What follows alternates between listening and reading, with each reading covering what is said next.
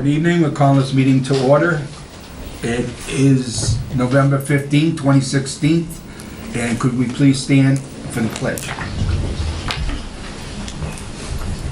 I pledge allegiance to the flag of the United States of America and to the republic for which it stands, one nation, under God, indivisible, with liberty and justice for all. Thank you.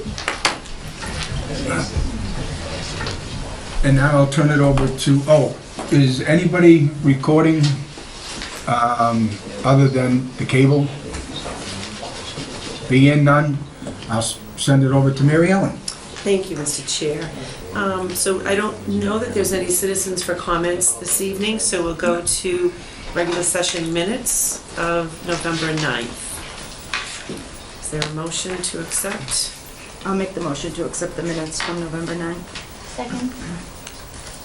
Any discussion? All those in favor? Aye. Thank you. With your permission, Mr. Chair, what I'd like to do is now go down and join my leadership team colleagues because the primary focus of tonight's meeting is the budget presentation. Okay. Thank you.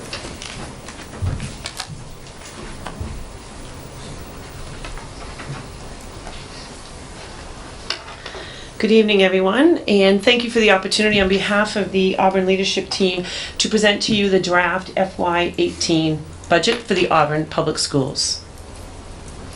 Michael Jordan said, "Talent wins games, but teamwork and intelligence wins championships." As the leadership team and members of the APS team overall, we believe that the progress that we've made and continue to make is a result of teamwork across all levels of our district.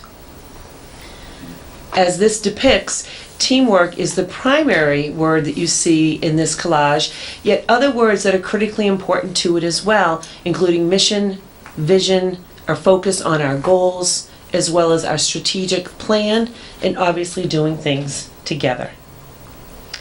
As we've done since 2008, the creation of the budget for FY 2009, this has really been driven by our mission, our vision, and our core values. The decisions that we make in this district are student-centered. We have high expectations for all. We're committed to maintaining environments that are safe and respectful. We respond to needs based on data. We believe that all students and staff deserve equitable opportunities, and our dedication to continuous improvement and educational excellence really drive all that we do. Tonight and tomorrow night as well, the leadership team members will present either their building-based or department-based needs, all of which are focused on continuous improvement and educational excellence. You will see woven throughout my presentation and others these next two nights a heavy emphasis on the accomplishments of the strategic plan, those being driven by a large group of people from across our community, including parents, faculty, staff, students, and community members, as well as the priorities of the school committee and leadership teams. So here what we have is the outline or the overview, the one-page overview of our strategic plan. This having been created, as I shared at the last school committee meeting back in November of 2013. If you'll recall, there were 5 overarching goals of the strategic plan: teaching and learning, community partnerships, technology, transitions, and health, wellness, and safety, all of which are addressed in one way or another in this budget and in the presentations you'll hear. One major area of focus for us that has been for the past few years and continues to remain an area of priority is refining and expanding our co-teaching and inclusive practices. So this is a quote taken directly from a Mass Department of Ed report titled Equitable Access to Excellent Educators. And it states here that in Massachusetts, a student with a learning disability in a full inclusion placement is 5 times as likely to graduate on time as one who is placed in a substantially separate setting. So we believe in the district of including our students whenever absolutely possible. And you'll see in presentations tonight and tomorrow night that there are budget requests that either maintain the levels that we have or hope to expand them. Noted here are two photos that show our students in our unified sports programs that really started very small last year, earlier in the year, expanded to track, and has gone on to basketball this year. And I will say I was able to attend the unified basketball program yesterday, and just as an aside, out in Shrewsbury, it was just an incredibly heartwarming, really, really wonderful experience. So if anyone has the opportunity to go on November 19th, I encourage you to do so. In terms of curriculum and program adoptions, you see a clip of a photo of our most recent one that we have purchased, which is the Wonders program. But the work that occurs in this area, led by Dr. Lozay, but always includes teacher and administrator representatives, really is a collaborative process that happens over months of time. And you'll see in the budget requests that we seek to continue to be sure that our textbooks and all of our materials are maintained and up to date, always with a strong research base. In terms of preschool, you will see evidence of this in the budget as well. So over the past few years, we've really made a commitment with your support to expand our preschool programming. And as the dark blue box indicates, that children taught at an early age have benefit in numerous ways. That they're that much more likely to graduate high school, likely to have, and college, likely to have fewer behavioral problems, better grades when they're in school, potentially minimizing or perhaps even eliminating the need for special education, depending on a child's needs. So if you'll recall, back in pre-2015, the integrated preschool program, while a successful program, really was a half-day program for our 3- and 4-year-old children.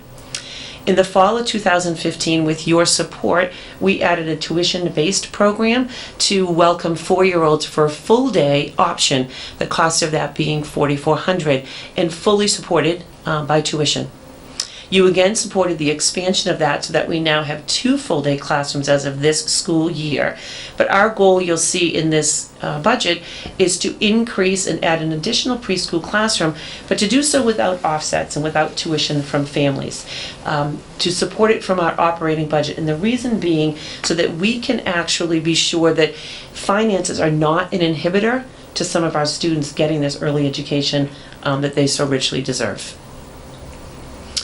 In terms of our one-to-one student iPad program, this is part of the technology goal in the strategic plan.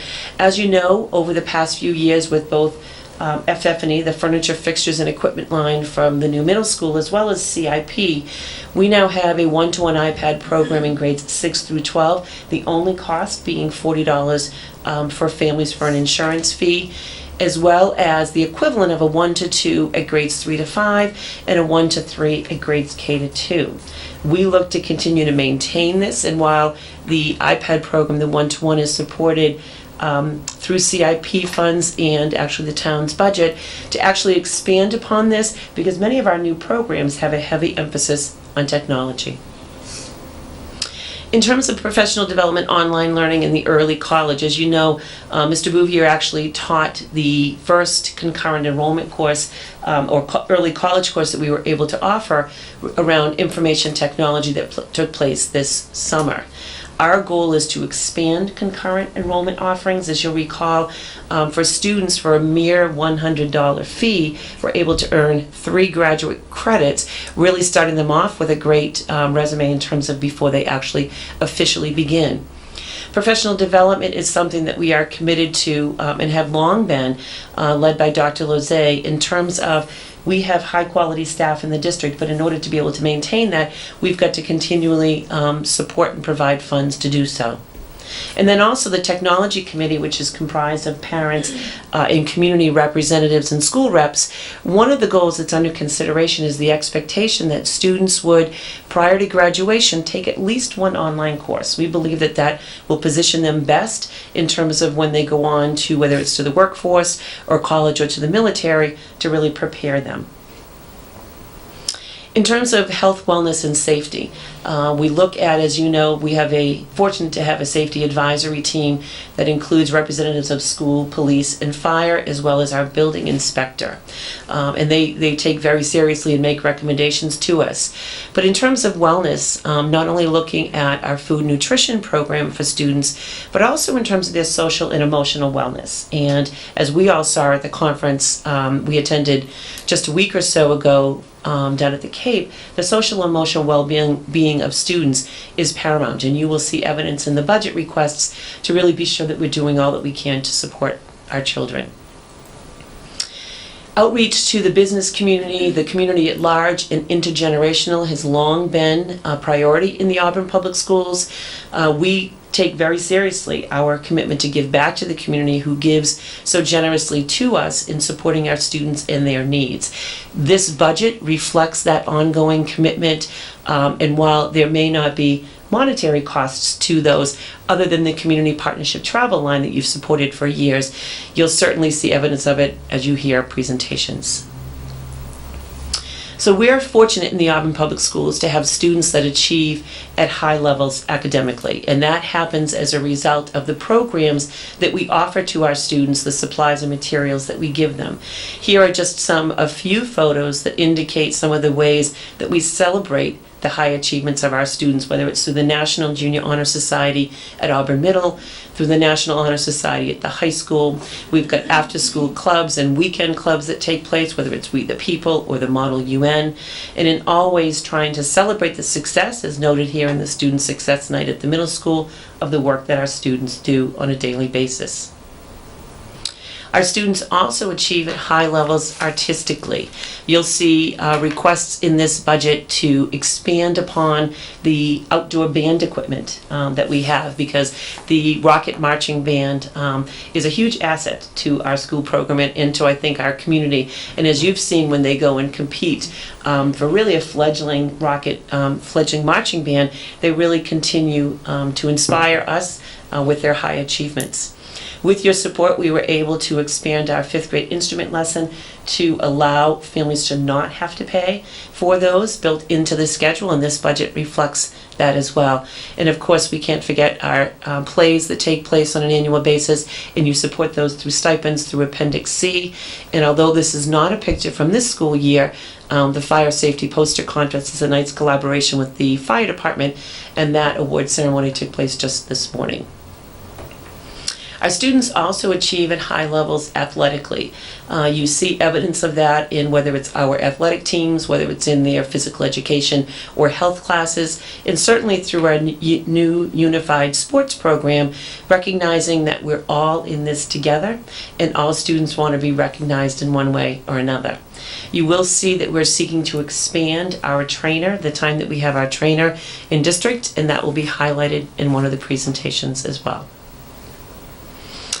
We believe it's important to provide students not only high-quality experiences during the school day, but beyond the school day as well, to include in the summer.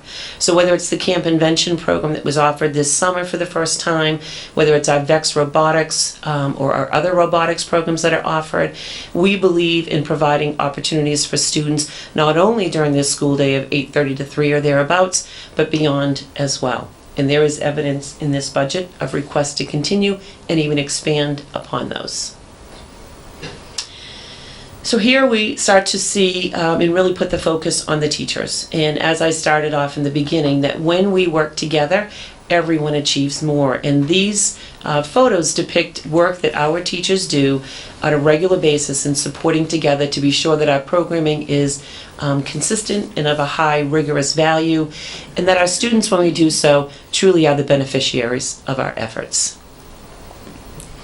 We are fortunate to have in the district a very high quality dedicated team that comprises the APS team. All support staff is highly qualified. Nearly 80% of our teachers hold a master's degree or higher, and some of the words that could be used to describe our team are dedicated, talented, committed, driven, and caring. So it is always nice to receive external recognitions from external bodies, and these indicate some of those. The most recent one being Auburn Middle School being named a finalist in the Telegram and Gazette's Best of Central Mass's contest for middle schools. But as important as it is, or as affirming as it is to receive recognitions from the external, it's so important that we internally, and for you to know how seriously we take our jobs and our responsibility to be sure that we are forever looking at our programming and trying to be sure that we're upgrading it intensely so that our students, and changing it as we need to, so that our students are always benefiting from that. So here is a drawing, actually a painting that you may have seen at Auburn High School, and it's shown towards the spring of the year, the onward and upward, that lists the colleges that our students have been accepted to.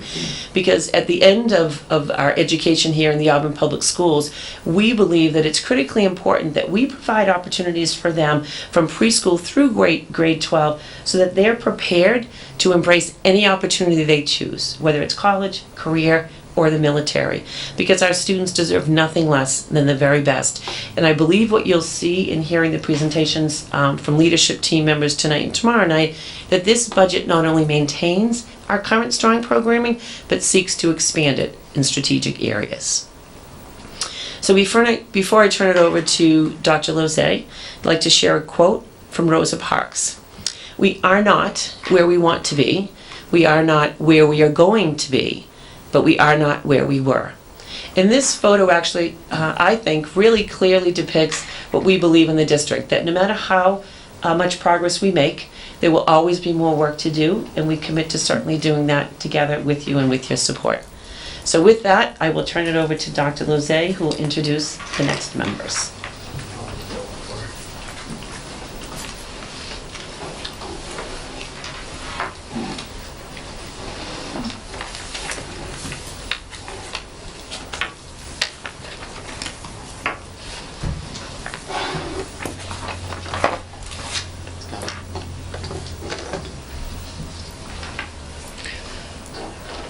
So good evening, everyone. As Dr. Brunel shared earlier, tonight and tomorrow night, you'll hear from all members of the leadership team. We will each present our FY18 proposed budgets to you with all of the figures. But I think you'd agree that more importantly, we will each take some time to look back at some of our significant accomplishments and then look forward to what still needs to be done within the district. Between tonight and tomorrow night, I think you will see a picture painted of a very high-performing district. But rest assured that this is not a group of individuals that will rest on their laurels. All of the work that you will see is a result of a group of very committed people working together. It is never the result of one individual. So as each of us shares, it is a group effort. So tonight we kick it off as a group. First on the agenda this evening, oops, I went too far, is the central office budget presentations. We will start with the business office, teaching, learning, and curriculum, the Office of Pupil Services, facilities, and technology. So to begin and to give us a context, a little bit of an overview, I introduce Mrs. Wierzbicki, our business manager.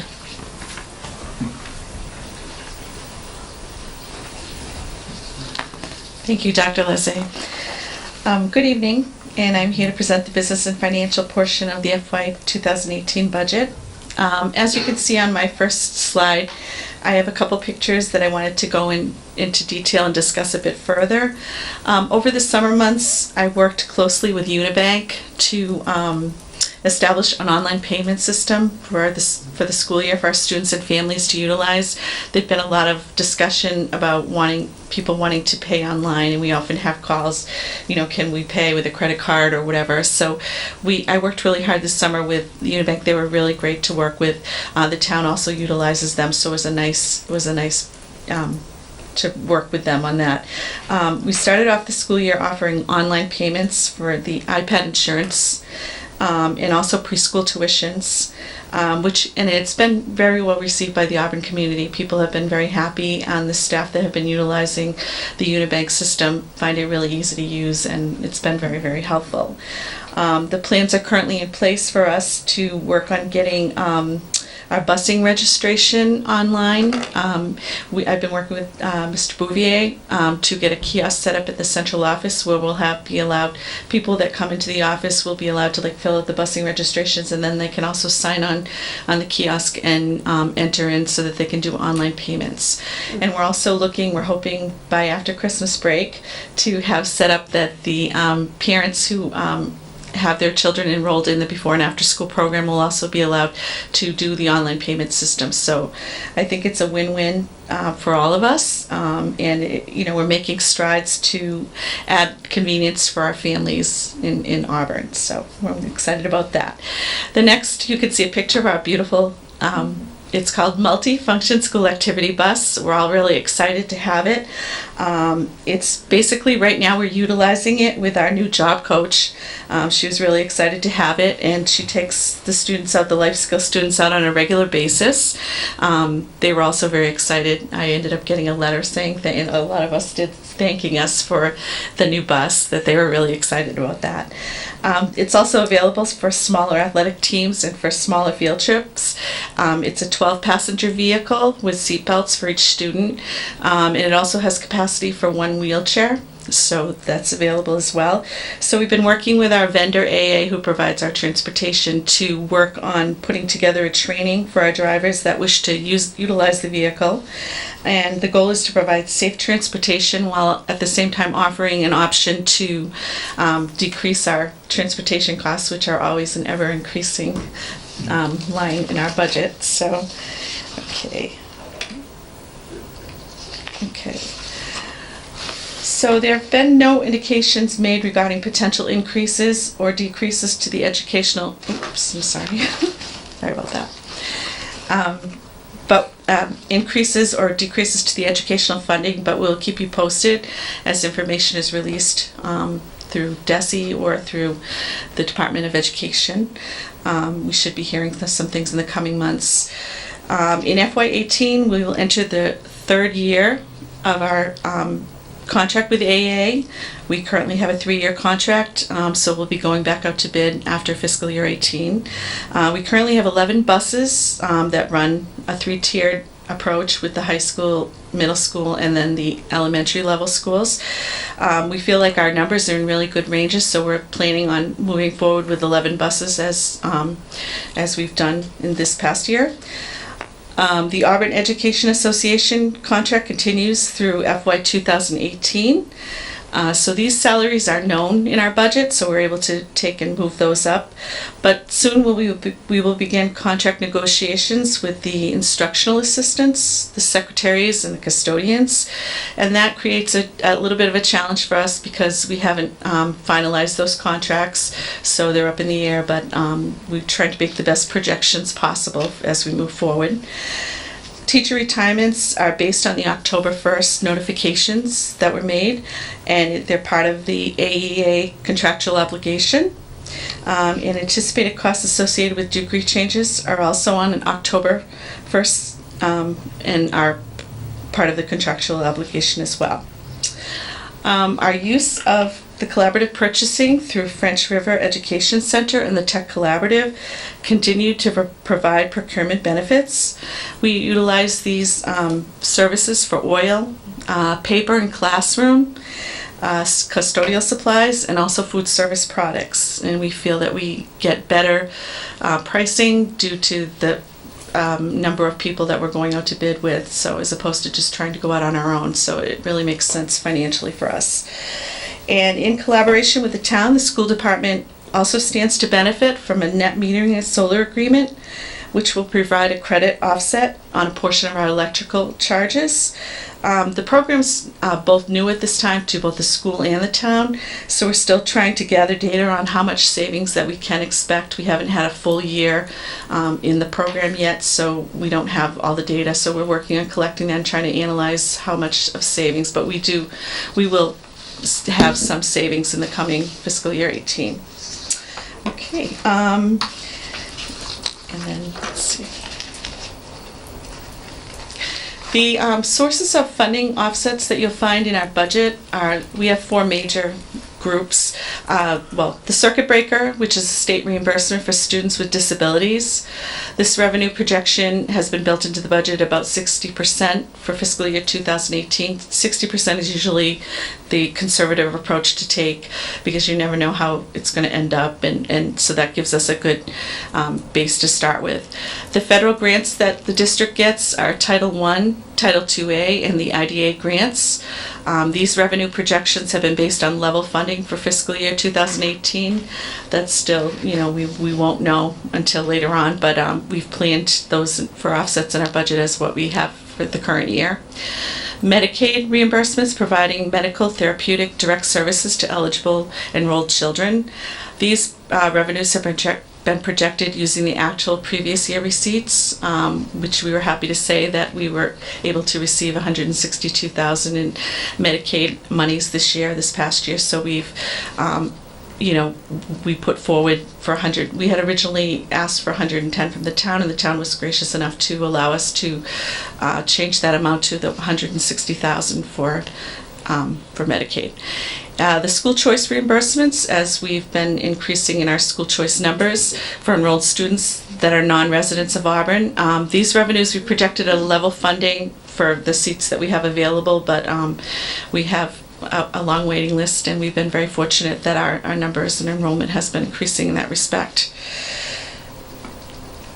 Okay, so if you look at the budget, our actual FY17 offsets that we utilized were $2,416,996. And for FY18, I'm projecting that we will utilize $2,502,519.62 overall, with all of our grants. Some of our other offsets that we do use as well are our preschool tuition revolving accounts, athletic revolving to offset. We also use the before and after school program revenues that we take in. So those are some of the other things that we use to help offset the costs in our budget. So thank you very much. And now I'd ask Dr. Lizette to come back up. Thank you.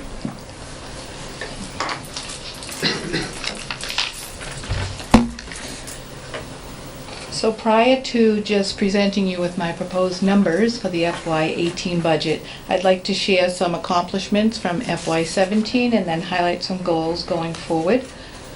Some accomplishments around curriculum, you've heard a lot about it. We have adopted a new ELA program in K-5 called Wonders. Dr. Brunel spoke about it briefly. It's a learning process for our teachers, of course, but the feedback is they're so impressed with the amount of resources that the teachers have and the students have, and just most recently I heard that students are really enjoying those stories in the book, so those are great. We also continue our partnership with the Hill for Literacy. They are helping us to finalize our literacy assessment framework, which will help us know the exact tools to use to help target the individual needs of our students. We purchased iReady, which is an online reading diagnostic. We'll be using that in grades 2 to 8, and that fits nicely into that assessment framework. We also, as Dr. Brunel said, were able to provide our first early college opportunity for our high school students this past summer, and we will be working to embrace that and further enhance it as we go forward. Recently at a school committee meeting, I shared with you that the Auburn Middle School Science Textbook Adoption Committee finalized their work and unanimously recommended iScience by McGraw-Hill. So those materials are on their way here as we speak. And we also used our budget to support our English language learners by purchasing some curriculum materials for them as well. And professional development, as Dr. Brunel mentioned, is just critical to any district if they want to continue to increase the capacity of their staff, as well as to maintain the level of expertise that we have. So this year we were able to provide, of course, some training around the new Wonders program. We're doing that in conjunction with the Hill. We are also using the Hill to provide some trainings. We have data meetings within our buildings, but we're hoping that this will provide a consistent process and a consistent analysis of all of the data that we collect. We were able to provide AP training for all of our staff at the high school, because that continues to be a real focus. We also became, this year for the first time, a for-cost vendor of sheltered English immersion training. In the past, that was only able to be offered through DESE. We applied and were granted, we were actually the first district that was granted the right to do that. And we began that this fall, and we have approximately 15 teachers taking the course. We continue to provide our mandated trainings, such as applied nonviolence. We believe in our mentor and induction program, so we continue to provide that. This summer, we were able, with our funds, to provide a common reading book for all of our teachers, and this really got at the social and emotional learning of our students. And then on top of that, we were able to bring in the author to speak to all of our teachers regarding that book. We were also, in terms of our work with the Hill, providing opportunities for the middle school staff to really formulate a response to intervention model and to really look at adolescent literacy. And finally, Keys to Literacy has been a big push in the district, but what we were finding that as new teachers were hired, they didn't have that training, so this year we went back and we trained a lot of the new teachers within our district. Going forward, the budget will help us to continue to support our math coach in grades K to 8. This is job-embedded math professional development, and feedback is that she's become an essential part now to all of our schools. We want to continue with the new teacher mentoring and induction program. We will need to continue to provide training in Wonders as is necessary as we go forward. We will need to provide professional development around the new iScience program, as well as provide any summer work we might need to for our staff to start to pace that out and look at that curriculum. We, as Dr. Brunel said, will begin to do some more support around the student social and emotional growth, and you'll hear more about that from the rest of the leadership team over the course of the 2 nights. In addition, we will also look at the science alignment, not only for the middle school, which has done that over the past year and a half, but at K and then at the high school. And we hope to be able to purchase some new science materials. We have a wonderful iReady reading diagnostic tool. We would now like to look for a similar tool for math K to 8. We want to continue, as I said, to support early college opportunities, create a science textbook committee, and then to also provide more in-district and out-of-district professional development. This year we are actually offering a spring course in partnership with Worcester State, where our teachers will be allowed to also get college credits. They'll be at this very convenient location, and we'd like to look into doing more of that. And again, I have to restate this, all of these accomplishments is really from the work of the whole team. These are the proposed costs going forward for FY18. System-wide professional development, $150,000. System-wide classroom supplies, $16,000. Substitute staff for system-wide PD, $20,000. The assistant superintendent's professional development, $1,500. The assistant superintendent supplies, $1,500. Assistant superintendent's dues, $850. Assistant superintendent's publications, $300. District-wide textbooks, $145,000, and then concurrent enrollment opportunities, which is the early college opportunities, $30,000. And our English language learner program also has some costs associated with it. So in FY 2018, translators would be $5,000, teaching supplies, $5,000, testing supplies, $2,000, and staff travel, $100. So before I turn this over to Mrs. Reedy, if there are any questions, I'll be glad to answer them now on this portion. Okay, or you can ask them later as well.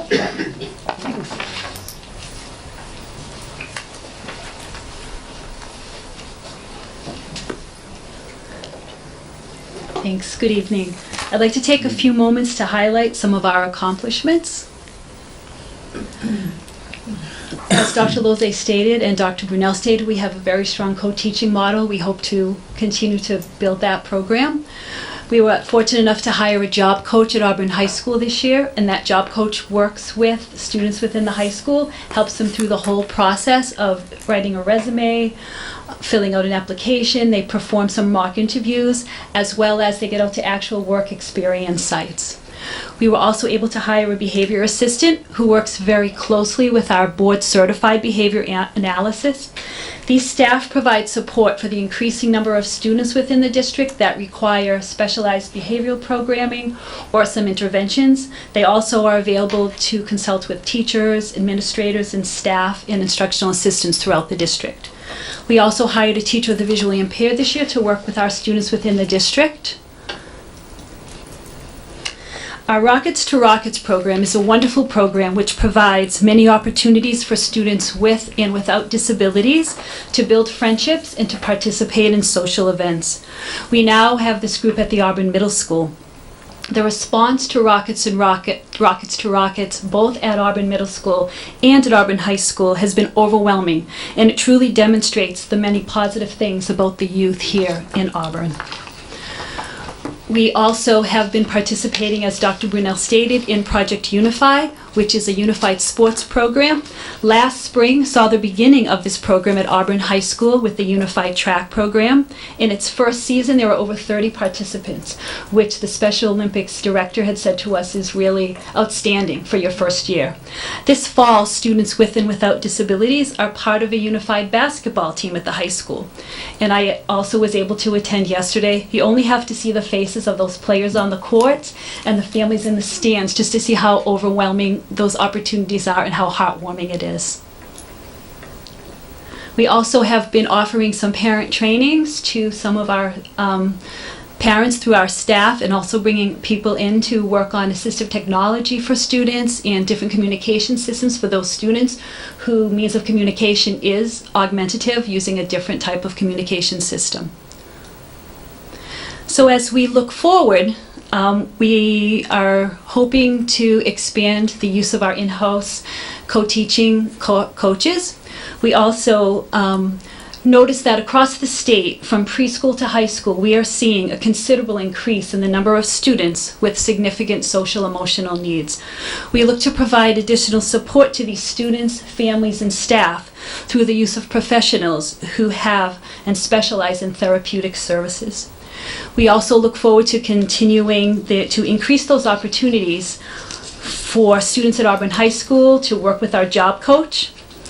And pretty exciting is in the spring of 2018, we'll be hosting our first Special Olympics School Day Games for students in Auburn and other surrounding towns. We have participated in them the last 2 years in May, and Leicester has been hosting them. We will be hosting them in spring of 2018. During a School Day Games event, students participate in an opening ceremony, 3 or more different activities, and then each participant is awarded for their accomplishments in a closing ceremony. So it's a major event to organize and to carry out. We are thrilled that we'll be able to do that here in Auburn. And we will continue to work diligently to bring our students back to district, and we'll also continue to work to outreach parents to provide various trainings, and as well as to keep our staff updated in any new guidelines and new program implementation through the Department of Education. Our special education district-wide positions will stay at 15.8 for 2018. Our proposed cost this year, coming for fiscal year 2018, for our Massachusetts public schools, we're looking at $24,000. That is an increase because those payments go to the recovery schools that we have students in attendance at. The tuition for our non-public schools, which are our out-of-district day private placements, for fiscal year 18, we're looking at $466,566. You'll see that's a reduction, and that's due to a few factors. The successful return of students back to our district, as well as we have students aging out, reaching their 22nd birthday, students graduating, and we do have a few students that do move out of district. Our collaborative tuition, we're looking at proposing $114,477,000. Our home hospital tutoring at $15,000. Our contracted services for fiscal year 2018, $123,000. Classroom supplies for $12,000. Beyond the school day, which is a line that helps to support the instructional assistants that support our students beyond the school day. So that would be for our unified track program, our unified basketball, any of those opportunities out of the day that those students who require that specialized support, we have that line for $9,000. Our homeless transportation for fiscal year 2018 at $45,000. Our special education transportation in district, $285,660. Our out-of-district transportation costs are proposed at $120,000. This again you'll see is a reduction because we will have less students out of district for fiscal year 18. And something new that we are looking to provide for our students for fiscal year 2018 is some social emotional support, as I talked about, at $80,000. And before I turn it over to Mr. Fahey, any questions? Thank you. Anybody has any questions, you can Yeah, ask. I have a question actually. Sure. The emotional support, are you guys thinking like behavior specialists or guidance counselors? No, more those with more therapeutic, like there are psychiatrists, psychologists out there looking for, someone with a little more of that specialized therapeutic. All right, like an Support. on-time, a full-time position? More of a consultation, so to bring in to meet with our teams on an as-needed basis. They can meet with families, they can meet with staff. Some of them that you can find will provide services to students. So we're looking right now at a lot of different things. We're not exactly sure what it's going to look like yet. We're just really trying to get some good information and to see what would be best for the students. All right, thank you. Okay, thank you. Thank you. Okay, now I'd like to introduce Mr. Fahey, Director of Facilities. I think we know who he is. Good evening, everybody. Good evening. Good evening, Joe. As you can see, I have 5 beautiful buildings up here. Thank you for letting me present the 2018 budget. Right here, these are my goals for facilities operation and maintenance. Support the education of students to a safe and healthy environment. As Dr. Bennell noted earlier, this is part of our strategic plan, the first one, and she already stole my thunder regarding the safety team that we have, but that's okay. We do have a phenomenal group made up of police, fire, building inspector, and school that we do meet pretty regularly, and it's an honor to be part of it. Next, we provide regular maintenance, preventative maintenance, and capital improvements. The key word here is preventative maintenance. We'd much rather stick with the preventative maintenance than a reactive maintenance. And that's really as a result of the capital improvements that we made throughout the year, that you people approve each year, that we go and meet with the principals each year, coordinate with the town. Without that type of program, one, I don't think we'd probably be accepted into a few of the MSBA programs that we've been selected in, because we have a plan, and it works. Next is closely scrutinize the energy cost and usage in all of our buildings. That's something that we enjoy to do, because all the savings that we get, we pour them back into the classrooms, which is a great accomplishment that we're able to do each year. Next, we work with the MSBA as it pertains to the Packer Tribe roofing project. As you know, we just completed the 3 projects, and Dr. Bennell and business manager, they can attest that it's not an easy task. It's an awful lot of work, and it certainly couldn't be done without the team effort. But we're looking forward to doing the Packer Tribe project, and the ongoing maintenance of all our school buildings. Well, that could not be accomplished without the next bullet, maintaining the staff levels. I got 19 custodians and 1 part-time electrician, and so the work they do is amazing. They certainly go above and beyond just the custodial duties that they do. I compare it to a ring of keys. Each key has a function, and it works. These guys they'll paint their classrooms, they'll fix the concrete, they'll pull wires with the electricians. They go above and beyond, and it shows. So I'm very proud to be part of that. Here are a few of our accomplishments. I don't know why I only have 1 picture, because we have a lot of accomplishments over the last year. Sure. But here's the modular project that we did at Bryn Mawr. And what you don't see is the expansion of the parking lot. We also installed heat pumps in the classroom. We replaced the HVAC equipment up on the roof for the other modular classrooms. We replaced the flooring in the cafeteria, which we use the same product that we use over at the middle school. It's called the 4x floor. So it's no wax, no stripping. We're saving the environment. We also did that same thing over at the intermediate school. And the list goes on and on. Again, I don't have too many slides. Meeting that we did also, we upgraded the power over at Packagug. We installed new domestic hot water at the high school. Through the Green Community Grant, we replaced 2 burners at the high school to hopefully reduce our energy. We also, through the same grant, we also took advantage of the weatherization program that we did over at the intermediate school, Bryn Mawr School, and also Packagug.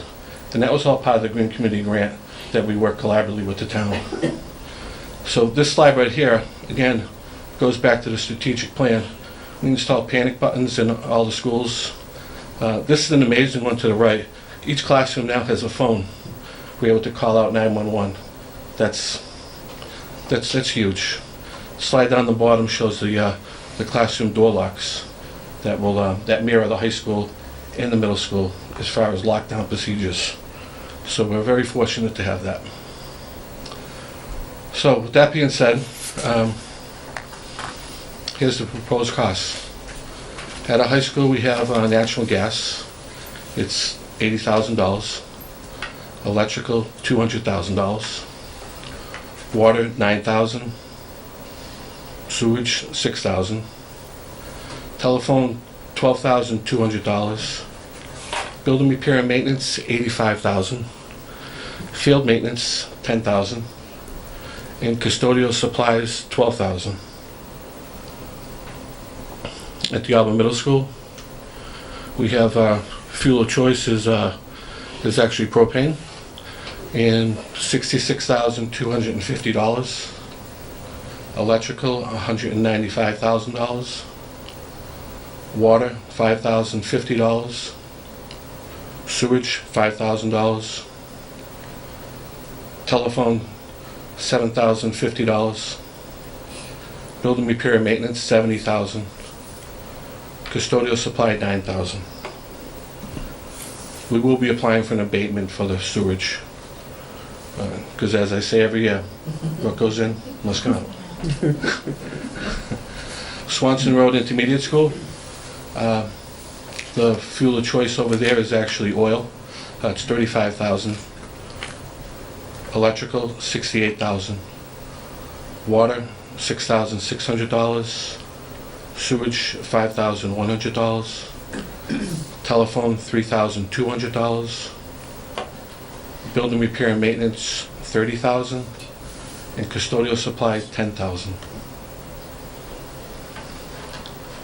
Packagug School, the fuel of choice there is actually natural gas, $22,500. Electrical is $30,000. Water, $3,000. Sewage, $2,300. Telephone, $1,800. Building repair and maintenance, $20,000. Custodial supply, $4,500. Bryn Mawr School proposed costs. Fuel of choice is actually combined. There's actually propane now, and there's also oil. So you'll see an increase there of $21,390, because we're now adding propane for the new modular classrooms. Plus, when we replace the other 2 units, we converted them over to propane. That way there we're reducing our electrical costs $21,000. You see that in the second line. So that's why you see that difference there. The water, big increase there, $7,500. I can attest to it. We did have a couple leaks, and water is a precious commodity, and we still have to pay for that, unfortunately. Sewage, $3,700. Telephone, $875. Building repair and maintenance, $10,000. And custodial supplies, $4,500. The Randall School Central Office here, proposed cost, the electrical, $18,390. Water and sewage, we trade off with the fire department next door. Fuel of choice is oil, $17,400. Custodial supplies, $1,500. Building repair and maintenance, $7,000. And telephone, $6,000. District-wide proposed support costs, building security, $30,000. Equipment repair district-wide, $10,000. Equipment service contracts district-wide, $60,000. Fire extinguisher inspections, $2,500. Maintenance staff mileage, $2,000. Truck and gas, this is for both actually, the new van that you saw, and also the truck that we use, $10,000. Custodial overtime, $10,000.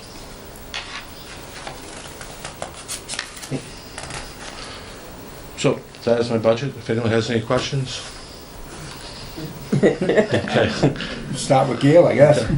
Mr. Fahey, I have wondered every year when I see this, how do they base the telephone costs? Is it the number of classroom phones or? No, actually, the classroom phones, that was a one-time cost that we did this year with the leftover monies that we're able to, because now the town has fiber, we're able to tie all of our buildings together. So that cost right there has no reflection of that.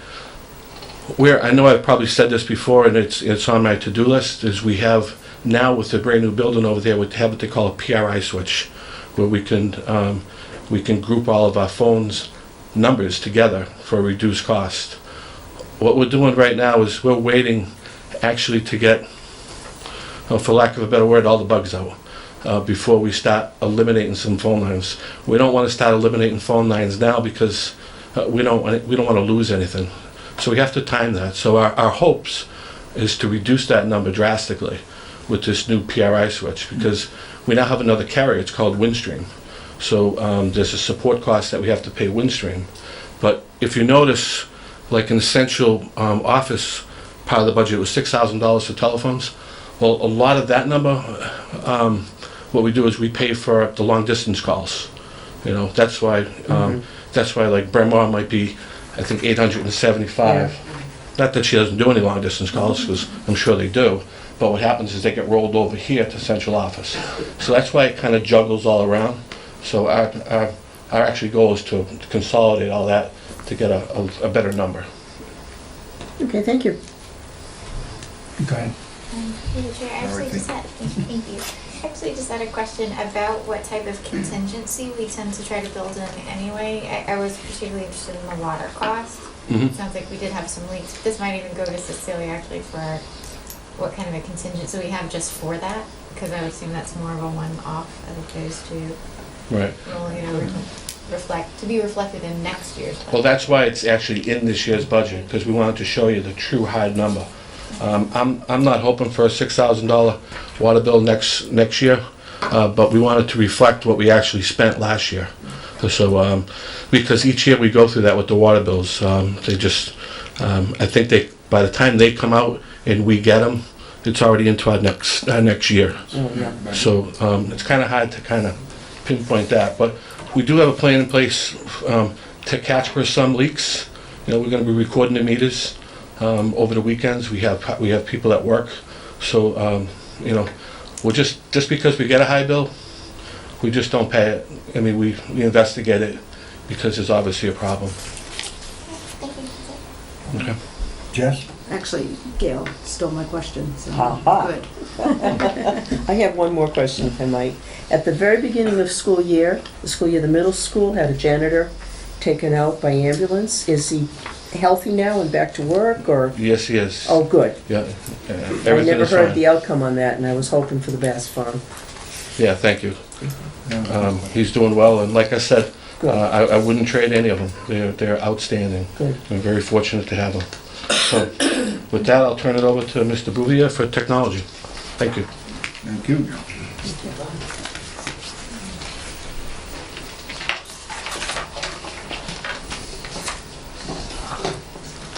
Good evening. Standing here last as part of this presentation is tough sometimes because they do so much of what we do is integrated into all of the other departments that they tend to say a lot of the things that I plan to say. But I think it's important because the work that the technology department does, a lot of it is the students in instructional, and that's the piece we're really excited about, and that's why we're doing it. But also the part that nobody ever sees, the wires and the servers and the switches and underneath, allows a lot of that, those things like the phone system to actually be brought forward and things to progress. So I think it is both a double-edged sword to be last in line here. So when we look at last year, our accomplishments, I think last year was probably the biggest year for technology this district has ever seen, and probably will see for a long, long time. Not only did we open the building, which brought loads of technology to us, but also the one-to-one program that expanded from just an 8th and a 9th grade program to a 6th through 12th program brought close to 1,000 iPads on top of everything that we were doing district-wide, which is a huge expansion. Not many districts go through that kind of expansion, whether it's computers or iPads or any kind of device in 1 year. Not let alone do that on top of opening a building, rearranging almost all the technology that were in the buildings that moved, and making sure that it all was ready to go for the students at the start of the school year. So I think that in itself was a major accomplishment for our department. We're very excited about that. But clearly, the iPad program is the thing that everybody was probably most excited about. Obviously, every kid in the high school, every kid in the middle school has access to an iPad nowadays. Swanson Road has 14 carts, which essentially makes them have 1 cart per every 2 classrooms, and Packagug and Bryn Mawr each have 4 carts each. So there's a lot of technology for all of our students across the district, and that is important because we're seeing more initiatives, curriculum initiatives, special ed initiatives, facilities initiatives, that everybody needs access to this technology all the time. So we're excited about that. We also increased our network infrastructure. We added a server. We saw a lot of infrastructure increase at the middle school as a result of that. We've increased our wireless capacity, which is critical nowadays. Everything is wireless. Everybody wants on the Wi-Fi all the time. There's no getting around. It has to be up. It has to be working every minute of the day, everywhere they need to go. We also helped support a lot of the instructional programs that were brought into the district by Dr. Lozay. The Go Math program, the Wonders program, iReady, all of it has technology components. All of it is we collaborate with and make sure that our pieces of it work so that they can be successful in what they're doing in the classroom. So there's a lot of accomplishments we're very proud of, and we anticipate a lot more this year. Looking at this year, obviously we need to continue to maintain manage and maintain our one-to-one iPad program. We need to push it forward. Just having it in place isn't enough. We need to continue to get better at utilizing it inside the classroom, get better at managing it from our end, and making sure that all the loose ends are tied up after 1 year of working with it fully. We're also going to focus a lot on safety and security of our students from a technology point of view. And this is critical nowadays. We have a lot of technology, we have a lot of students and a lot of hands utilizing that technology. We need to make sure that not only are the users safe when they're using the technology, but the network is safe from those users when they're using our technology. And a lot of it is not malicious, and you hear a lot about malicious attacks. A lot of it is innocent mistakes that people can make or that can happen as a result of some not so nice people that are not, So we're working hard to make sure that our network is safer, our students are safer, our staff is safer, and that in turn will make it a better environment for everybody. Along with that, we're going to revise the district acceptable use policy, which is our set of goals and expected behaviors that we present to our students and our staff. What can you do on our network, what you can't do on our network, how are you expected to behave on our network. That's something we have to revise every few years as technology continues to progress. There's new things that we never thought we'd have to worry about. Now we have to worry about them, so we'll be doing that. We're also expecting to upgrade our district wireless and wiring networks at some of our buildings to push forward. Wireless technology continues to get better. We need to stay with that if we want our one-to-one to continue to grow. And our buildings, some of our buildings need some wiring overhaul. We're in the middle of working on that now. So there's a lot of things we're hoping to get out of this coming school year. And I'm sure we'll have a few surprises along the way as well. Our technology proposed cost this year, computer supplies is $15,000. That line item, while it says supplies, is really the line item that has both office supplies and some actual equipment in it. So that's the line that we draw from. If we have a switch go down, if we have an access point go down, that's the line item that we use to replace that. If we need a laptop or a desktop all of a sudden, that's what that money is used for. So it's rising a little bit, but I think it's right in line so that we can make it through the year without having to go back and ask for additional funds. Director's professional development, $1,500, stays the same. Director's dues, $769. Some of the organizations have risen just a little bit. Computer maintenance at $59,960. That line item is for hardware, networking equipment, service contracts, and maintenance agreements. So we would never want to be without a service agreement on our core networking equipment, our firewalls, our servers. Because if those go down, you need those up and running immediately. So that's what that line item covers. Computer software contracted services at $186,200. That continues to rise. That will always continue to rise. That line item encompasses all the software licensing for the entire district. So whether it is purely a technology software or a curriculum software or special ed software, all of it comes under my budget. So as we continue to add pieces to our academic program, such as the iReady program that Dr. Lozay talked about, that increase is reflected in my budget under this particular line item. So that has seen, it also reflects the amount of iPads that we're using. Some of the management rises as we increase the number of iPads. So it rises, but I think that reflects the increase in technology that we're experiencing and the increased use of technology that we're seeing in our classrooms and facilities in a lot of the areas across the district. And I get the thank you slide. But I'll also answer any questions that anyone may have. Yep, Dorothy. So, obviously, our 101 iPad initiative for 6 to 12 is highly acclaimed. Do we have any, in terms of expansion, do we have any plans to move this into the lower grades, even if they don't take it home, but get closer to a cart per classroom model? I know that might be a 5-year plan or something, but I'm just curious. It is part of the strategic plan that we continue to investigate how we can expand at the elementary level. When we look at it, we know that the needs of those buildings are increasing as we gain more curriculum-based software that is pushing the technology envelope in those classrooms. What I think is probably going to happen is as these leases expire for our one-to-one program, we have the opportunity to do things like dollar buyouts. We'll be able to take that technology, recycle it down into our other buildings, because a 3-year-old iPad is still really good and still really functional. And so that's one method that we may be taking to address those concerns.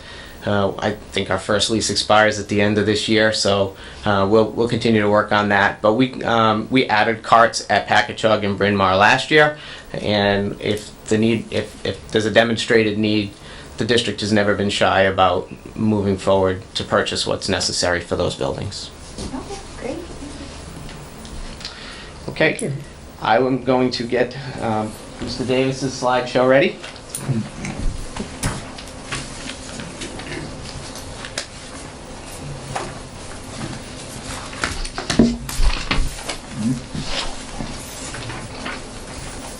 Alright, let's get you. As soon as it comes up there, it just takes a second. just hit the space bar. Good evening, and thank you very much for allowing me to share some major accomplishments from our athletic teams, as well as some individual accomplishments. The first slide, it mentions Auburn Athletics supports our community. That also could say the community supports Auburn Athletics. Because again, it's definitely a team effort. And we as a department feel that it's very important that our athletes give back to the community. So there is a continuing focus on community service, the initiatives being spearheaded by the athletic department, the coaches, and the student athletes. Last year we developed a athletic leadership team, which consists of student athletes who are captains as well as potential captains. We feel these are the leaders of our school building, and we rely on them in the building as well as out in the community. So we feel that's very important. Some of the things that they do in the community, they rake leaves as well as shovel snow for senior citizens. Just recently, I've received about 6 calls where we will go out and rake leaves in the community. Members of the athletic teams once again participated in the Klepto 500 road race, which is in memory of Major David Broda, a 1994 Auburn High graduate. That takes place over Columbus Day weekend. Also, the leadership team, last year we initiated a Run for a Rocket, and that was benefited, I can see the young lady, Lionel Berthium's daughter, Nicole Berthium. Sorry about that. And this particular year we do have two candidates that we are working on right now to go ahead with that project. Student athletes in the classroom, we have 55 to 60% National Honor Society members are on varsity rosters. Approximately 46 of those student athletes are enrolled in at least one advanced placement course. We do have stringent guidelines for academic requirements, maintain status on a team. For example, mandatory progress reports. Coaches encourage the student athletes also to seek extra help and then go to practice. Oh,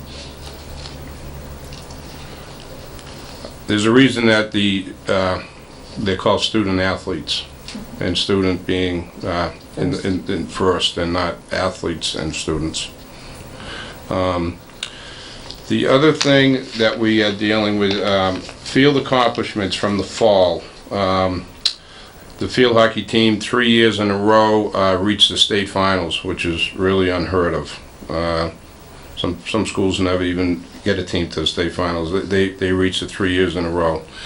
The girls soccer team quarterfinals.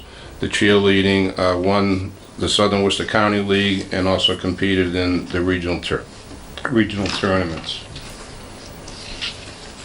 Also on I just would like to mention a couple things about this past fall. I just got to see where I'm at on that.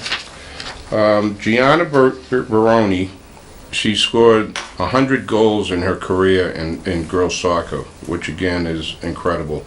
That shattered the school record, which was at 82 prior to that. She actually ended up with 108 for her career. wow. Who was going on to UNH on also a scholarship for soccer. Excuse me, Brian, what was your name again? Gianna Baroni. Oh, okay, thank you. And fields in the winter, okay, major accomplishments. The boys track team They won the Southern Worcester County League as well as the Central West Division II champs. That was last winter. As well as the girls, they were also Southern Worcester County League champs. The girls basketball team, Division II quarterfinalist. Also on some individual accomplishments, Andrea Boldak and Sarah Kavanaugh have broken the school record in the mile and the 2-mile run several times. Wow. And this past Saturday in the cross-country meet with over 100 runners up in Gardner, Sarah Kavanaugh finished second and Andrea Bolduc finished ninth. Again, which is a major accomplishment. Moving on to the spring, the baseball team was runner-up in the district. The girls softball team, first time in school history, won the district title and was a state semifinalist, 1 game away from playing in the state finals. The boys tennis team came in second year in a row in the semifinals, and the boys track were state champs in Central West Massachusetts. Girls track finished 5th in the Central West meet. Individual accomplishments, again, the softball was spearheaded by Julia Hanfield, finishing her sophomore year last year, struck out her 400th batter. Wow. And again, you know, that's unbelievable.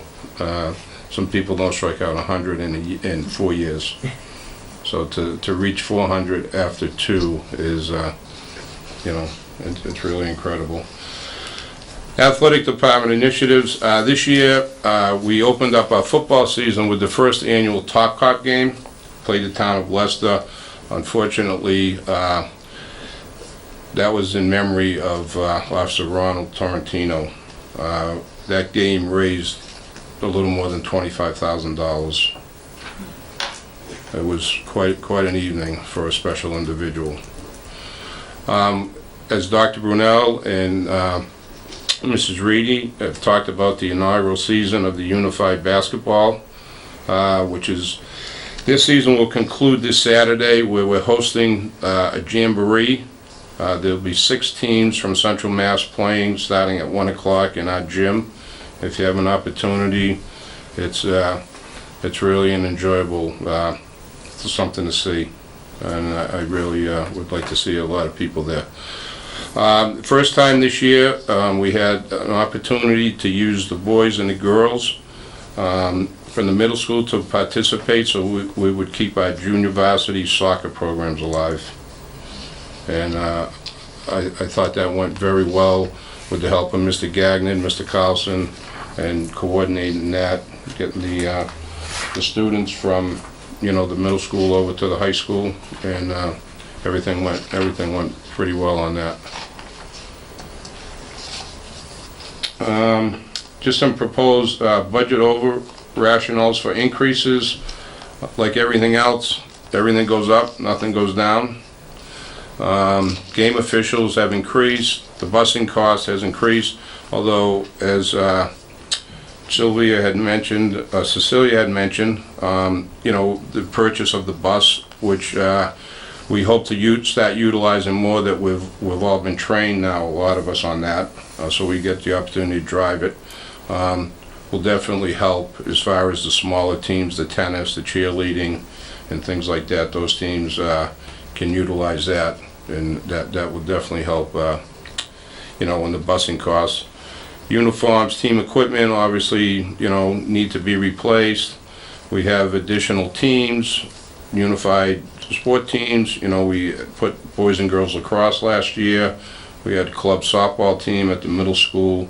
So we have expanded our athletic programs, and obviously ice time for boys and girls ice hockey increased again. The next step would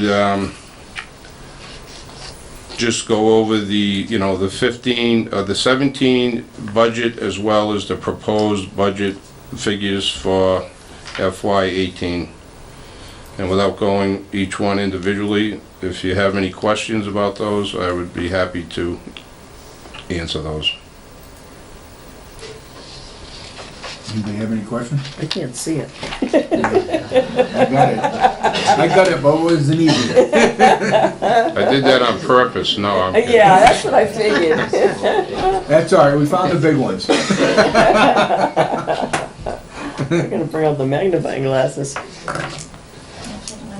You don't have anything, Chet? There is one that, that we did talk about a little bit earlier, increasing the time for our athletic trainer with more teams, more student athletes participating.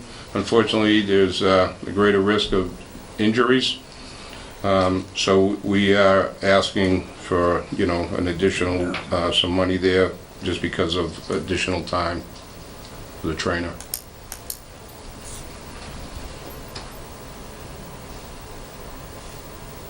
Okay. Jess, you're all Yeah, set? no, I'm good. Okay, thank you. Thank you very much. You're all set. I read the fine print. You read the fine print? I read the fine print. All right.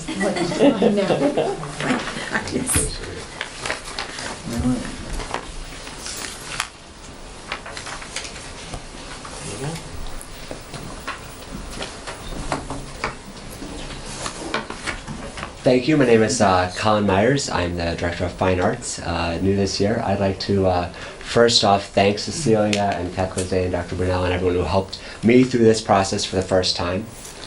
I'd like to highlight some of the successes that we've had this past year. We've worked very hard in removing barriers to access instrumental music. There's for many years been a $300 fee for fifth graders who want to start band, and through creative scheduling and a lot of teamwork working with Dr. Jose and elementary music teachers Rob Wesley and Chrissy Caruso, we were able to remove that, and that resulted in the largest fifth grade band program in 20 years. We have over almost 80 students participating in band, which seeing them in a joint rehearsal on stage is quite a funny sight because we fit, but just barely. If we get any bigger next year, we're going to be in trouble. Chrissy Caruso is a string player and new to Auburn this year, and she teaches 3 through 5 and was able to start a string program. Again, Dr. Jose was really helpful at making that happen along with Mrs. Lopez. We have nearly 30 third graders learning violin, viola, and cello. And this is a really big deal because this is the first time we've ever had string players in the district that are taught by Auburn teachers. We've had people that come to Auburn who already play a string instrument, but this is the first time we have Auburn string players. And so we're hoping that we can work over the next year to develop a plan to have a high school and middle school orchestra and have the first Auburn Symphony Orchestra, 5-10 years down the road, which would be very exciting. We also have art expression classes at Swanson Road and Bryn Mawr for students with special needs, so that all of our students are getting an arts education. At the middle school, we have a new ensemble, the Middle School Drumline, which is being taught and spearheaded by an alumni, Shay Brooks, who is coming back and helping out with that. The middle school chorus, under the direction of Julie DeShano, received a platinum rating at the Great East competition, which we go to every year. This is the first time we've ever received that rating. You're scored on a scale from 0 to 100, and they scored a 96, which, as far as I know, is the highest rating we've ever received. And so they're very proud of that, and rightfully so. Art, I'd like to thank Dr. Jose and Dr. Brunel for allowing, and the building principals for allowing us the time to meet as a department, because we've been able to align professional and student learning goals and have a common rubric for doing that, which is a major accomplishment for us. At the high school, there's a new co-taught music elective, audio engineering, which kind of combines science and music. The Triad National Music Honor Society has been reinstated. We've had it for a long time, but it hasn't been activated yet, so we're going to have an induction ceremony in January. There's a new ensemble. Nickel Pete is our new chorus teacher at the high school, and he started a cappella chorus titled the Aka Rockets. And it's kind of acapella is made famous by TV shows and all that. So on the art side, AP Studio Art students receive the highest scores on their APs in 4 years, and it's a very active department. I was just looking at their calendar. They have 9 art shows in the area, 3 art contests. They are very busy, and our students really put themselves out there and represent Auburn in their surrounding community. I'd like to take a moment to show you, we had our chorus concert yesterday. And this is a still picture. You see the high school chorus in the background, the middle school chorus up front. You can see we fill up the high school auditorium. It was a packed house. And if I can get out of this and open the video, let me see if I can get that open. Here we are. I have a very short clip I'd like to show you. We had a piece that was sung for the entire group, which we haven't done for many years, and we're very excited to work as a team to put on. So I have a little clip for you.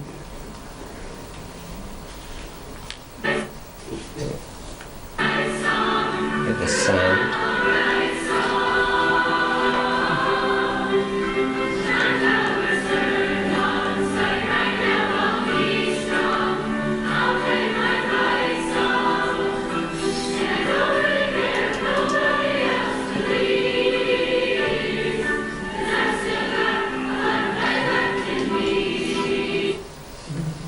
Sounds good.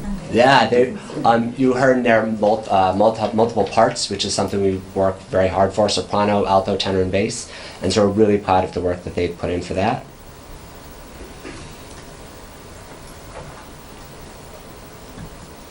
And let me just go to full screen if I can.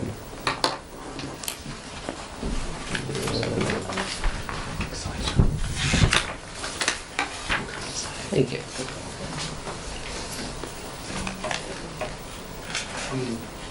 So just to go over the numbers here, it's very similar to last year. Fine arts office supplies, $565. Fine arts teacher travel, $525. Dues, $135. Classroom supplies are now in the building budgets. Transportation, $9,350. Staff duties, $3,000. Awards, $900. Equipment repair and maintenance, $4,800. Band uniform is $2,500. You'll notice under band equipment there is a slight increase to $5,000. Our marching band has gone to 6 competitions this fall, the most they've ever done. We went to the New England Regional Championships, which is our biggest stage yet. Students did fantastic. We're using right now concert equipment, which is meant for indoor use, and has xylophones with wheels that are about 2 inches and are meant for hard stage floors. And so if you're taking those across parking lots and football fields, they don't necessarily hold up. So this is a reflection of trying to get frames for our concert equipment to retrofit those for use outdoors. With that, I have a quote. Music speaks what cannot be expressed, soothes the mind and gives it rest, heals the heart and makes it whole, flows from heaven to the soul. So I'd like to thank you for your time and your attention, and if anyone else would like to chime in for like the last word. So that concludes our presentations for tonight. I want to thank those members who presented and the others who are here in attendance and support. If you have any questions for us generally, I'd be happy to turn it over to the right person if you have any questions. Anything from the committee? All my questions were answered. Everybody all set? Well, so, thank All you. set. Great. That's great. So with One thing your I'd like to permission, say is Mr. great Chair. Presentations for all of you, all your teams tonight, and keep up the good work, and hopefully we can get through the town with a little more money this year to support us, because we've been having a little tug of war here and there with that. But as you know, because the other people have to make the really hard cuts when the town doesn't fit what the school wants. And even just seeing what you did with your presentations, it shows where you guys run it so thin as a team. It's not like you're going out there looking for all this extra money. When you're not, you're going bare bones right from day one. And it's kind of heartening when you go back and find the town budget and what the numbers are less than the school budget, and you've already went bare bones, and now you have to do it again. I mean, it just makes it hard for you and the school committee. And I want to thank you all for tonight, and keep up the good work. Through the chair, sorry, I just have a question, actually, I was just looking through my notes. With technology, I noticed that you were gonna stress the importance of online safety and, teaching families how to be aware of this, and we've seen problems in the past. Do we have a plan of how we're gonna do that? Are we gonna have seminars or? So that work is being formulated in terms of with both Dr. Lozay and Mr. Bouvier in utilizing our media specialist, tech media specialists that we now are fortunate to have at all levels. So really to try and create a coordinated plan. But the research is really clear that it can't just be one time a reminder. It needs to be continually spiraling and circling around. So all of that's in the works being prepared. Okay. Thank you. Sorry, Wayne. So with your permission, Mr. Chair, you may wish to release them. Oh, come on, we have to stay here. No, thank you again, and you can leave if you would like to. And some of them have to come back tomorrow, so. Yes. Yeah, there you go. Just shut the cover, turn off You the said that, projector. okay, okay, thank you. Thanks. Unfinished business. Tomorrow night, yeah.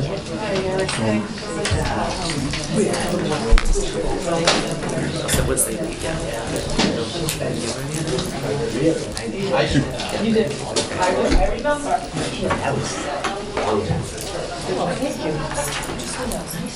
Yeah. Did we approve last week's minutes? Yeah. We did. Okay, I can go over there then. Yep. So what do we have left? So in terms of remaining items, just to share with you, tomorrow night, the elementary principals, Mr. Gagnon and Mr. Hanfield, will present their budgets, and I'll do a brief budget summation. Did want to make you, just as a reminder, that the town's budget kickoff will be on November 30th at Town Hall at 7 o'clock. And as has come more regularly this year than we've seen in the past, we did receive a recent public records request, and this was from a gentleman seeking, as it says in here, settlement agreements entered into by the school district between January 1st of 2011 through, was it earlier in November, relative to the provision of special education services. So fortunately, Mrs. Worsbicky and I had attended a public records responder update training. Actually, the town had helped coordinate it at the police department. So we've complied with all of those updated requirements, notified this gentleman, because obviously there are time and materials that are required to provide this. So it really is a minimal cost. $11.69. So assuming we receive that money from this gentleman, we will provide the requested documents to him. I just wanted to keep you apprised. Could I make a comment on that? I read through everything and I'm like, okay, we'll do what the law requires. But I wish this person or anyone else asking for this kind of information would give us a purpose, give us an identity. All we have is an email. It's kind of like we're sending it to wherever. It's just a little concerning. Through the chair, I think there's actually some provision in Mass General Law that I don't know if it's pertaining to this case, but you don't have to self-incriminate. So I think that gives you leverage to ask for a purpose. Should we want to go down that path? So. I will say, as these requests come in, we're being particularly cautious with them now in running things by the attorney. Because, we need to redact, and in fact, the materials have been reviewed and prepared, that once you redact the personally identifiable information, there really is very little left. Exactly. Information. And as I think I may have indicated and have since confirmed, my understanding is that every superintendent across the Commonwealth received this same request. Wow. So, I mean, another request we got, they were asking for this, I believe they were from a university, they were perhaps doing student research or something, which, all right, yeah. I can understand, but to send it to every superintendent with no purpose, are they just testing to see if they can get it even? Right. Which is a lot of work to make someone to go through just It is. if someone's playing a game. It is.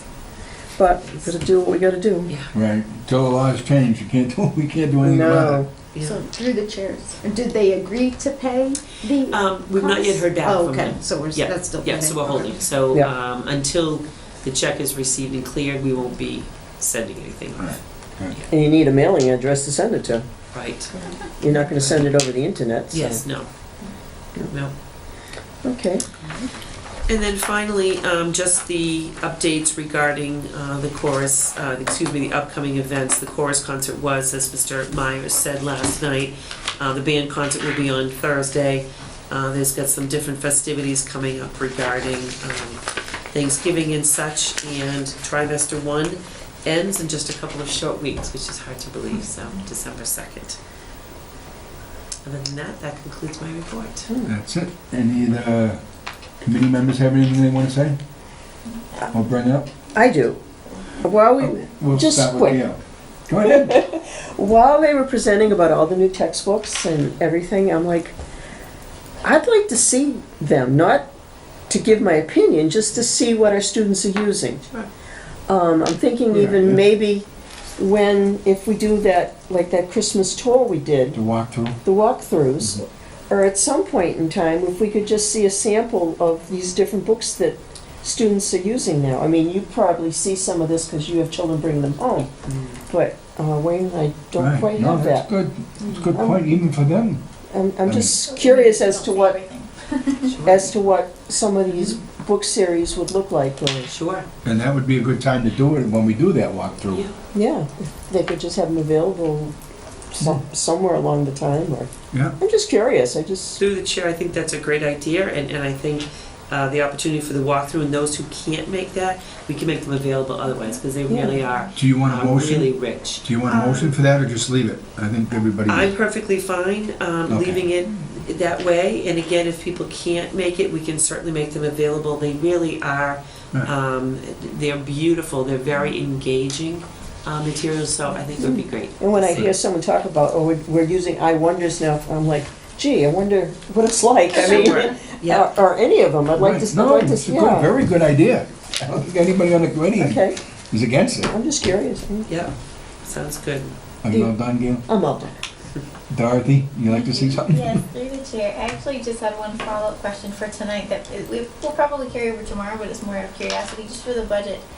When I was asking Joe about contingency funds, in general, like what type of a buffer do we put in just for, or what funds does that come from for general kind of facilities surprises? Mhm. Because I didn't see anything in there, and I wasn't sure if it went out of a revolving account, or do we build in like a 20% guesstimate buffer? It sounds like we don't, but. Yeah, so what, through the chair, what Mr. Fahey does in terms of known contracts, for example, the fire extinguishers need to be inspected and such. So some of those costs are ones that he knows and can more clearly identify.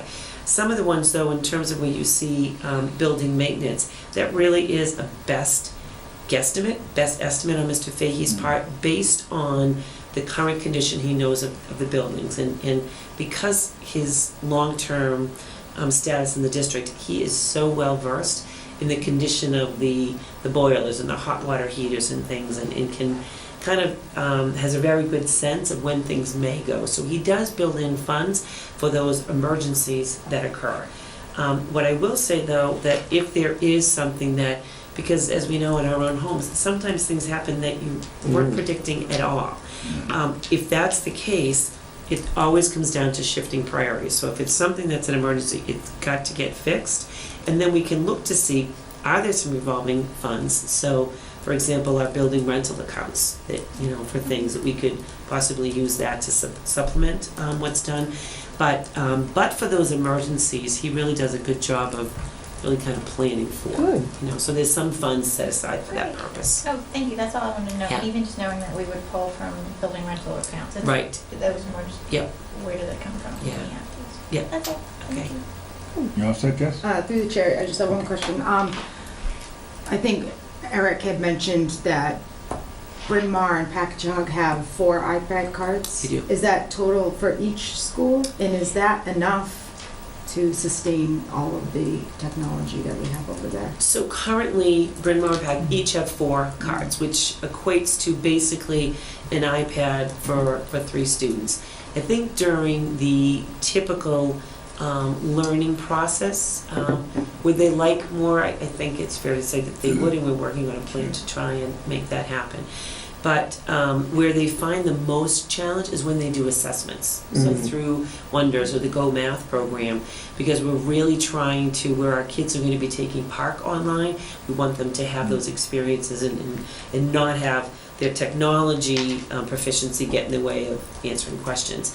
So, but what we've done creatively is sometimes we'll borrow cards from other schools and bring them there to support them. But it is in the works underway to try and beef up the amount that they have. You know, even at Swanson Road, where every 2 classrooms shares a cart, I think they would tell you they would like a cart, you know, per classroom to be able to have. Definitely. Because, Yeah. you know, technology being what it is, I think if it's used appropriately as a tool for education, you want it available when you need it. So, and as Mr. Bouvier said, one of the ways we're looking at is with the lease, if we could buy those for $1, the type of activities that our younger students, grades 5 and below, use them for is far less sophisticated than what the middle school and high school kids need it for. So I think it may be a potential solution. So that's what we're investigating right now. Okay, yeah, because I could see that being a problem in the Yeah, future. I mean, sure. Clara comes home in 4th grade, and